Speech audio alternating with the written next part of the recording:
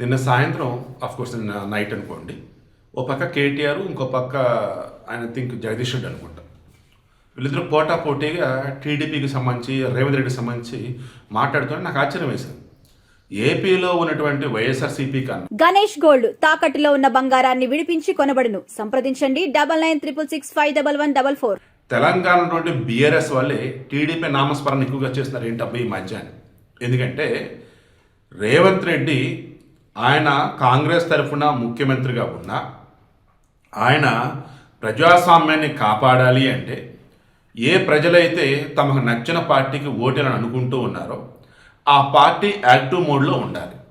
అలా అన్నప్పుడు TDP active మోడ్లో లేదు. కారణం ఏంట్రా అన్నప్పుడు బీఆర్ఎస్ పార్టీ ఆ రకంగా టీడీపీని దెబ్బకొట్టింది. మీకు తెలుసు కదా ఎలా దెబ్బకొట్టింది ఏంటో. ఈరోజు బీఆర్ఎస్ ఉన్నటువంటి వారిలో అత్యధికులు టీడీపీ నుంచి వచ్చిన వాళ్ళు, కొంతమంది కాంగ్రెస్ నుంచి వచ్చిన వాళ్ళు.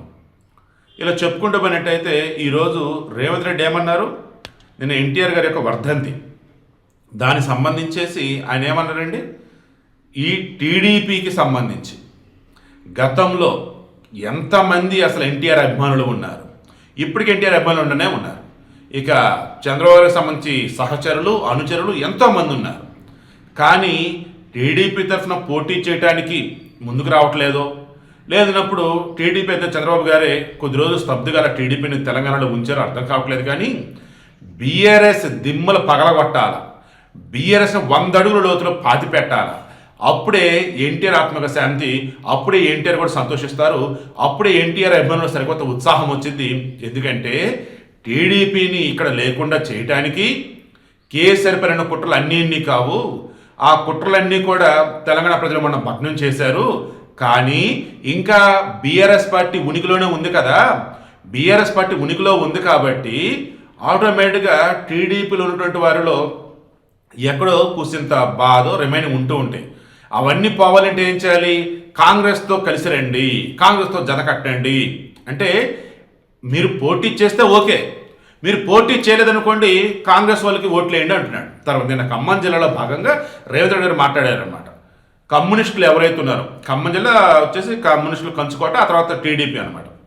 సరే, ఇప్పుడు కాంగ్రెస్ కూడా బలపడింది అనుకోండి. మొన్న డైరెక్ట్ తుమ్మల నాగేశ్వరరావు ఓపెన్గా అన్నాడు కదా, ఏమని, టీడీపీ వారి వాళ్ళు ఇదిగో ఈ విజయం అని. పొంగులేటి శ్రీనివాసరెడ్డి అన్నాడు టీడీపీ వారి వాళ్ళు ఈ విజయం అని, థ్యాంక్స్ కూడా చెప్పున్నారు. సో ఇప్పుడు ఏంటి విషయం, ఈరోజు కమ్యూనిస్టులు అన్న వాళ్ళు ఏవైతే వాళ్ళ సిద్ధాంతాలు ఉన్నాయో అదే కాంగ్రెస్ కూడా ఫాలో అవుతుంది. దాన్ని బేస్ చేసుకొని ఈరోజు సంక్షేమ పాలన నడుస్తూ ఉందని చెప్పేసి అన్నారు. అదే మూమెంట్లో బీఆర్ఎస్ యొక్క రాక్షస పాలన మరలా రావద్దు, దాన్ని ఆల్రెడీ పక్కన పెట్టేశారు. బట్ ఎక్కడో మరలా వాళ్ళకి ఆశలు చిగురుస్తూనే. కారణం ఏంటి, చుచ్చు పెడుతూ ఉన్నారు, ప్రాంత విభేదాలు రచ్చగొడుతూ ఉన్నారు. అదేవిధంగా అవకాశం వచ్చినప్పుడల్లా కూడా తెలంగాణ మా వాళ్ళే వచ్చింది, తెలంగాణకు సంబంధించి అసలు మేమే వారసులు అన్నట్టు ఏదో మాట్లాడుతున్నారు. వద్దు, వాళ్ళు కరెక్ట్ కాదని చెప్పేది అన్నారు. ఇక అదే సమయంలో నిన్న ఎన్టీవీకి సంబంధించి ఏబిఎన్కి సంబంధించినటువంటి ఒక న్యూస్ అనేది ఏదైతే ఉందో గవర్నమెంట్కి సంబంధించింది, మంత్రి కోమటిరెడ్డి కావచ్చు, ఐఏఎస్ అధికారులు ఎవరైతే లేడీస్ సంబంధించి, ఇందులో రేవంత్ రెడ్డి క్లియర్గా చెప్పున్నారు, ఇదిగో మీరు మీడియా వాళ్ళు ఏవైనా మీరు తేల్చుకోండి, అంతే తప్ప నా మంత్రులు, నా ఎమ్మెల్యేలు, నా ఎమ్మెల్సీలు వీరిని తీసుకొచ్చి మీ దాన్ని ఇరికించవద్దు. 2 ఆంబోతులు కొట్లాడుకుంటూ ఉన్నట్టయితే లేకదోడ్ల కాలిరిని మధ్యలో వచ్చినందుకు అన్నట్టు మా వాళ్ళు మీరు మధ్యలోకి ఎందుకు లాగుతున్నారు. మా వారికి సంబంధించి ఏదైనా మీకు అనుమానం ఉంటే నన్ను అడగండి, నేను క్లారిటీ ఇస్తా. 24 hours 365 days అవైలబుల్గా ఉంటా కదా నేను మీడియాకి, నన్ను అడగండి. అంతే తప్ప ఏది పడితే అది రాయొద్దు. అలా కనుక మీరు కనుక రాశారంటే మరలా సుబాహుడు మరీచుడు అంటూ మన రామాయణ మహాభారతాల్లో ఉన్నటువంటి ఎస్పెషల్లీ రామాయణం ఉన్నటువంటి రాక్షసులతో పోల్చి వారు మరలా యాక్టివ్ అవుతారు, వారు మరలా వచ్చే అవకాశం అనేది ఉంటుంది. ఆ అవకాశం మీరు ఇవ్వకండి అని చెప్పేసి చాలా గొప్పగా మాట్లాడున్నారు. బట్ బీఆర్ఎస్లు ఏమంటారు, ఏ రేవంత్ రెడ్డి అయితే మా దిమ్ములు పగలాలన్నాడో, ఏ రేవంత్ రెడ్డి అయితే మరల టీడీపీకి పునర్వైభవం రావాలంటున్నాడో అతను కాంగ్రెసా టీడీపీయా ముందు అది చెప్పమను. ఏ కాడికి తన పార్టీ వచ్చేసి గతంలో ఉన్న పార్టీ టీడీపీని మరల లేపాలని, తెలంగాణకు వచ్చిన బీఆర్ఎస్ పాతి పెట్టాలని పిలుపునిస్తున్నాడు చూసారా, అది దారుణం ఘోరం అంటూ వీళ్ళు మాట్లాడుతూ నీ గురువు చంద్రబాబునే పక్కకు పంపేశాం, టీడీపీని పాతాలను తొక్కేశాం, ఇక నువ్వేంతా చూడు త్వరలో ఏమైందని చెప్పేసి వీళ్ళు అంటూ ఉన్నారు. బట్ రేవంత్ రెడ్డి కానీ కాంగ్రెస్ కానీ పోటాపటికి ఒకటే అన్నమాట, బీఆర్ఎస్ అన్నది ఇక ఉండదు. తెలంగాణలో కాంగ్రెసే 2034 వరకు అధికారంలో ఉంటుంది.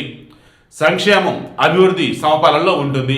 ద బెస్ట్ వేలో ఇక్కడ రేవంత్ రెడ్డి అనే వ్యక్తి ఉన్నాడు, పరిపాలిస్తాడని చెప్పేసి రేవంత్ రెడ్డి ఘంటాపథంగా చెప్తున్నాడు, చాలా కాన్ఫిడెంట్గా చెప్తున్నాడు. దీనికి కారణం మరలా చెప్తా. టీడీపీలో ఉన్నప్పుడు ఎవరైనా సరే డిసిప్లిన్ అండ్ లీడర్షిప్ క్వాలిటీస్ బ్రహ్మాండంగా నేర్చుకుంటారు. అందులో చంద్రబాబుతో సాన్నిహిత్యం కానీ, అదేవిధంగా స్నేహం కానీ క్లియర్ ఉన్న రేవంత్ రెడ్డి అదే చెప్పాడు. ఎన్టీఆర్ అభిమానులకు కొదవలేదు తెలంగాణలో. చంద్రబాబుకు సంబంధించిన అనుచరులు, సహచరులు ఎంతోమంది ఉన్నారు. కాబట్టి టీడీపీ మరలా కోలుకోవాలి, టీడీపీ పునర్వైభవం రావాలి. ఆ రోజే నందమూరి ఎన్టీఆర్కి శాంతి అండ్ టీడీపీకి సంబంధించి అభిమానులు ఎవరైతే ఉన్నారో వారు మరలా బ్రహ్మాండంగా ప్రజాస్వామ్యం అంటే ఇదే కదని చెప్పేసి సంతోషం వ్యక్తం చేస్తారు. ఆ రోజు రావాలని నేను కోరుకుంటూ ఉన్నాను. మనమంతా కూడా కలగలిపి బీఆర్ఎస్ను బొంద పెడదాం, బీఆర్ఎస్ దిమ్మలు పగలబెడదాం, చూసుకోండి అని చెప్పేసి అంటున్నారు. మరి బీజేపీ గురించి ఏం మాట్లాడదంటే ఖమ్మం జిల్లాలో బీజేపీ అంత ప్రాధాన్యం ఉండదన్నమాట. సో సింపుల్గా వచ్చేసి 2 పంచాయతీలు గెలవలేదు బీజేపీ ఇక్కడ, దాని గురించి ఎందుకు వదిలేండి అని చెప్పేసి అనేసాడు. సో ఓవరాల్గా అన్నప్పుడు ఏపీలో అభివృద్ధి సంక్షేమం ఏ రకంగా అయితే దూసుకుపోతుందో తెలంగాణ కూడా అలాగే వెళ్తుంది. కాబట్టి ఏపీలో వచ్చేసి టీడీపీకి తిరుగులేదు, ఇక్కడ వచ్చేసి టీడీపీకి సంబంధించి స్కోప్ ఉంది. బట్ సరైన లీడర్లు లేరు, లీడర్షిప్ లేదనమాట.